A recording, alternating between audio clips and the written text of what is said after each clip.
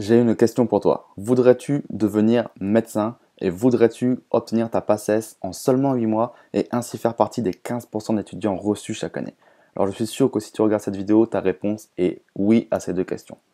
Alors attention, je ne suis pas une prépa ni même un établissement commercial, je suis juste un simple étudiant en troisième année de médecine qui est en train de te parler. Ce que je vais te raconter dans cette vidéo te concerne si tu viens d'avoir ton bac, que ce soit un bac S, ES, L ou autre. Si tu viens de redoubler ton année de PACES, donc je suis vraiment désolé pour toi, il va falloir se remettre dans les polycopiés, je suis désolé. Que tu es encore au collège, au lycée, mais que tu es très prévoyant, donc tu as bien raison parce que la PACES, ça se prévoit en amont.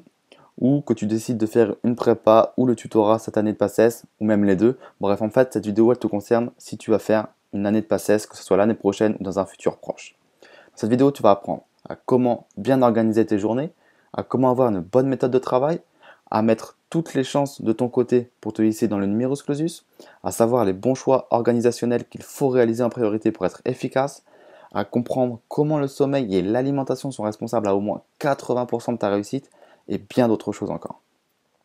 En tout cas, aujourd'hui, ce n'est pas de ta faute. Il n'y a vraiment que très peu d'informations sur Internet concernant cette année de PACES qui viennent directement d'étudiants. Et beaucoup, malheureusement, sont divulgués par des institutions qui ne savent pas vraiment ce que c'est que d'aller en PACES. On peut ne savoir ce que c'est que quand on l'a vraiment vécu. Et les forums qui regorgent d'informations, là-dessus on est bien d'accord, mais ce sont des informations qui sont tout aussi contradictoires les unes que les autres. Je pense que vous avez tous entendu ce cas de figure où quelqu'un dit la PACES c'était trop simple, je travaillais 2 heures par jour et je l'ai eu tranquille. Et quelqu'un d'autre à côté qui va dire la PACES c'est de la torture mentale et physique, j'ai pas réussi en 2 ans, j'ai perdu 2 ans de ma vie, bref, limite en train de pleurer comme jamais. Voilà. Avant tout ça, laissez-moi me présenter, je ne l'ai pas encore fait. Je m'appelle Raphaël, j'ai passé mon année de PACES pendant l'année universitaire 2011-2012 et je suis arrivé à l'issue de cette année 81e en médecine, 15e en odontologie et tout ça en tant que primant dans la ville de Reims. Aujourd'hui, je suis étudiant en 3e année de médecine, toujours à Reims. Et j'étais exactement dans la même situation après avoir obtenu mon bac. Je me demandais à quelle sauce allait pouvoir être mangée. Je cherchais des informations sur internet, mais je trouvais rien vraiment de bien convaincant à mon goût. Et je faisais la même tête que ce bébé-là, finalement, j'avais trop de questions qui restaient sans réponse. Je me demandais vraiment comment j'allais pouvoir faire. Voici même ce que mes professeurs me disaient quand je disais que je voulais faire médecine. Vous savez, sur admission post-bac, le conseil de classe donne son avis, etc. J'avais mis donc fac de médecine dentaire, et l'avis général du conseil de classe était, comme vous le voyez tout en bas, avis réservé, et suggestion d'autres choix, études plus courtes. Bref, autant dire qu'on pariait pas vraiment sur ma réussite, mais cela ne m'étonne pas forcément non plus. Alors comment faire? Finalement j'étais dépité, mais j'ai attaqué de pleine face cette année comme on dit, et je me suis complètement adapté. J'ai testé plusieurs méthodes tout au long des semaines, colle après colle, jusqu'à trouver la méthode qui allait vraiment me faire réussir cette année. Résultat des courses, comme je vous disais un peu avant, je suis arrivé 81e en médecine, 15e en odontologie, donc c'est dentaire, avec 2 20 sur 20, donc dans ces deux matières-là, méthode d'étude et d'analyse du génome et histologie de l'appareil reproducteur et du sein, organogénèse, tératogénèse. Et en fait, au premier semestre, j'étais seulement 199e, donc c'était tout juste parce que le numéro clausus était de 201 places, donc vraiment j'avais chaud, quoi. J'étais à 2 places d'être en dehors. Et je suis arrivé en fait top 5, dans le top 5 au second semestre, qui a fait qu'en tout j'étais 81e. Et vous voyez bien qu'en fait j'ai vraiment affiné ma méthode parce qu'au premier semestre c'était un petit peu à l'arrache, je cherchais encore un petit peu comment faire. Et au second semestre j'étais dans le top 5 de toute la promo, donc c'était vraiment top, une méthode de killer comme on dit. Mais voilà, en terminale j'étais un vrai du cobu comme on dit, même au lycée tout court.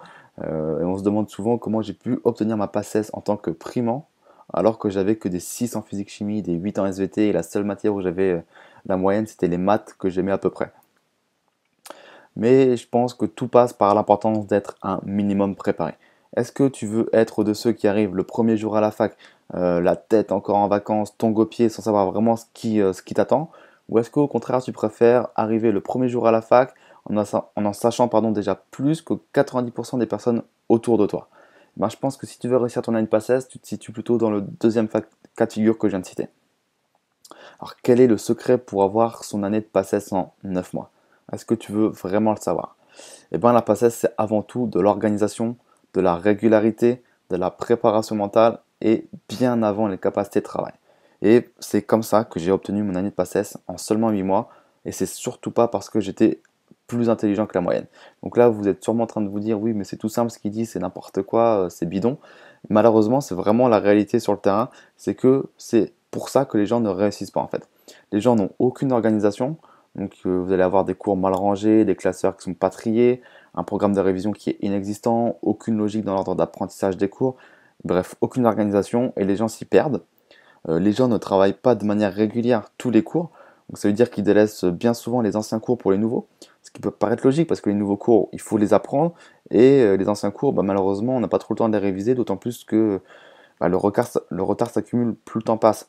Mais il y a bien des techniques, des méthodes qui font qu'on peut réviser les nouveaux cours tout en revoyant encore les anciens cours. Il faut vraiment, encore une fois, bien s'organiser. Et aussi, les gens se démotivent dès les premières mauvaises notes. Ils ne sont pas habitués à travailler et à avoir des mauvaises notes. En terminale, quand on travaille, un minimum, on a souvent des notes à peu près correctes. En passé, c'est pas du tout comme ça, on va se manger des tôles et c'est bien normal. Mais les gens devraient s'en servir comme à tout. Finalement, les mauvaises notes, elles sont là pour vous dire où vous n'avez pas bon et où vous devez approfondir. Donc, c'est vraiment un gros atout. Vous reprenez votre cours et vous allez voir là où vous n'avez pas eu bon. Alors attention, en plus, si vous souhaitez faire médecine euh, l'année prochaine ou dans les prochaines années, la concurrence risque d'être encore plus féroce. Alors pourquoi? Je me base sur des statistiques, surtout sur 4. C'est qu'on estime qu'il y a environ 15% de reçus, toutes filières confondues chaque année. Donc vous voyez que c'est vraiment très peu. C'est une minorité qui passe. Ça fait 43 000 personnes chaque année qui n'ont pas leur PACES, donc qui sont soit obligés de redoubler, soit qui sont directement éjectés du cursus médical dès la première année. Donc c'est vraiment énorme, 43 000 personnes. La note moyenne nationale aux 4 concours, c'est seulement de 8 sur 20. Donc ouais, c'est très peu, c'est très léger. Ça veut dire que les cours sont relativement compliqués ou qu'on est obligé de faire des impasses, qu'on n'a pas le temps de tout apprendre. Donc voilà, la méthode que j'ai mis au point m'a permis d'avoir 2 20 sur 20. Donc sans vouloir me jeter des fleurs, c'est vraiment pas le but. Mais en tout cas, il y a moyen de faire des choses assez sympas pour avoir des bonnes notes et avoir plus que 8 sur 20. Et sur les candidats reçus, 60% sont redoublants. Donc, ça veut dire que sur les candidats qui passent chaque année, 40% seulement sont des primants. Donc, vous voyez, la concurrence est très féroce. C'est-à-dire qu'il y a des gens avec vous qui ont déjà fait une année et donc qui ont déjà revu tous les cours plein de fois et qui sont déjà bien avancés. Donc, c'est relativement chaud, comme on dit. Personnellement, j'ai donné beaucoup de mon temps, j'ai formé beaucoup d'étudiants dans toute la France à obtenir leur année de PACES en leur divulguant les bons conseils et ma méthode de travail, alors que ce soit en étant parrain directement à la fac, sur des forums dédiés à la médecine ou encore par email, téléphone ou même autour d'un verre. Je les ai menés jusqu'à la réussite, ça m'a fait très plaisir, donc je ne vais pas m'attribuer leur réussite parce que ceux qui ont fait le travail, c'est pas moi, mais si j'ai pu les aider un tout petit peu, ça me fait vraiment très plaisir. Et parce qu'un jour j'ai reçu un email me disant de la part de Marie, donc que je remercierai jamais assez, me disant pourquoi ne donnes-tu pas tes conseils, tes astuces et tes méthodes à travers l'écriture d'un livre. Alors là, ça a fait littéralement boum dans ma tête. C'était vraiment ce qui me manquait en fait pour impacter plus de personnes. J'allais enfin pouvoir aider un maximum de personnes à atteindre leur rêve d'être médecin, radiologue, chirurgien, gynéco, ce que vous voulez, quoi, en gros, dentiste, sage-femme, pharmacien, etc. Et aujourd'hui, le seul et unique livre écrit par un étudiant en médecine pour les étudiants en médecine avec mes propres mots. Franchement, pas de chichi entre nous, je ne me suis pas pris pour Balzac du tout, vous verrez bien. Et tout ça pour réussir sa PACES en 9 mois, en une année en tant que primant. Ce livre il s'appelle PACES, présentation, conseils et secrets bien gardés de ceux qui réussissent du premier coup. Il fait 128 pages, il est divisé en 12 chapitres et 54 sous-chapitres. Je vous propose une version numérique si vous voulez le lire tranquillement sur téléphone, ordi, tablette, ou une version papier si vous préférez le format un peu plus à l'ancienne mais très sympathique du livre. Dans ce livre, on revoit vraiment tout de A à Z. Cette année de passée, ça n'aura plus aucun secret, je vais la démystifier entièrement et je ne pense pas que vous aurez encore une seule question après l'avoir lu.